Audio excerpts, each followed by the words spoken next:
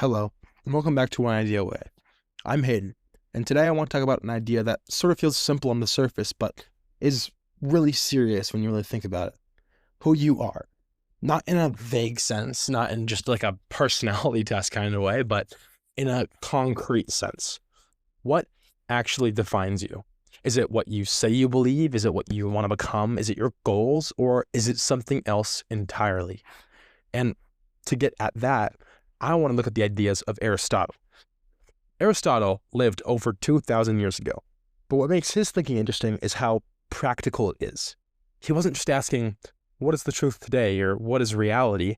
He was asking something more grounded. How do you live well? Not just in theory, but in practice. And his answer is surprisingly direct. You become what you repeatedly do. Not what you intend, not what you plan, not what you say, but what you do every single day over and over again.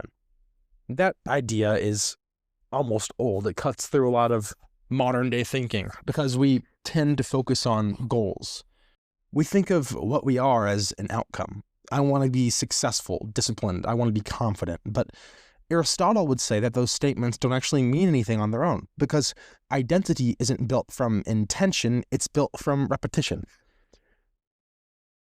If you repeatedly avoid difficult work, you become someone who avoids difficulty. If you repeatedly follow through on commitments, you become someone who's reliable.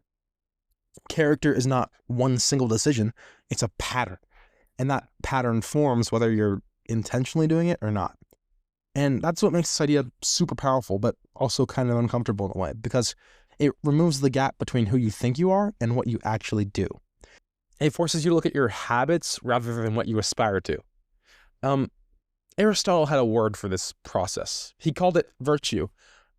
When we hear that word today, it kind of sounds like a moral value or an abstract thought process. But for Aristotle, virtue wasn't about being quote unquote good. It was about functioning well. A knife is good if it cuts well. A musician is good if they play well. A person is good if they live well, and living well, in his view, meant developing the right habits. Habits of thinking, action, response, discipline, courageousness, patiency. And that's how character is built. You don't start out thinking on everything. You don't start out acting right away. You don't start out with character. You become those things through practice. And that means something important. It also means that your current state isn't fixed. It's only the result of what you've practiced so far. Now, that idea can go in two directions. On one hand, it's encouraging because it means change is possible. If habit shapes identity, then changing habits reshapes your identity. But on the other hand, it's almost demanding because it means that the responsibility to be the best person you can is ongoing. You don't become disciplined once. You don't become honest once. There's no finish line. You have to practice your identity daily. Another key idea from Aristotle is what he called the golden mean. This is the idea that most virtues exist between two extremes. For example, courage exists between cowardice and recklessness. Confidence exists between insecurity and arrogance. The goal isn't to push everything to the max. It's to find balance. And that's important because modern cultures often push extremes. Work harder, go all in. But Aristotle would argue excess is just as destructive as efficiency. Too much confidence is arrogance. Too much caution is paralysis. The challenge is calibration. Knowing when to push back and when to hold back. And that calibration doesn't come from theory. No one can tell you how to do these things. It comes from experience. It comes from paying attention. It comes from adjusting over time. Another idea Aristotle emphasizes is that actions shape feelings. We often think that we need to feel motivated before we act, but Aristotle sort of flips that around. He suggests that acting in a certain way eventually shapes how you feel. If you act courageously, you become more comfortable with risk. If you act with discipline, it becomes more natural over time. Feelings follow patterns of action. And that's amazing because it means you don't have to wait to feel ready. You can start by acting. The feelings around it will adjust over time.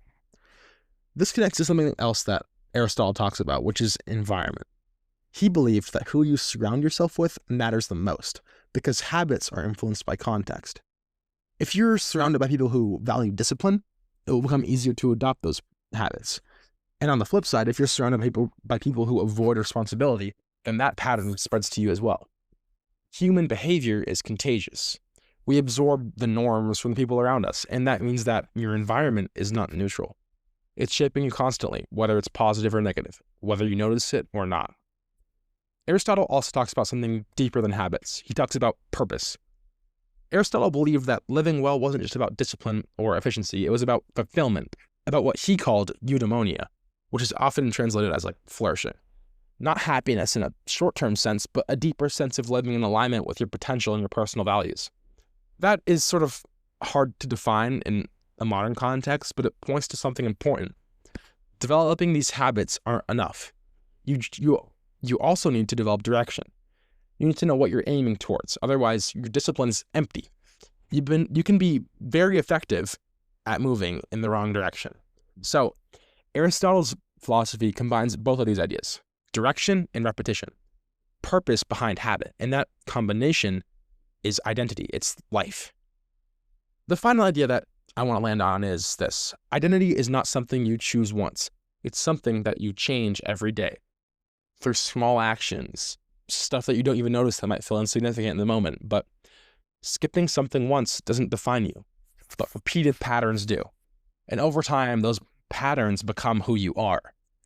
That's the challenge and the opportunity in Aristotle's thoughts, because it means that change doesn't require a dramatic transformation over one night. It requires consistency, small actions over time.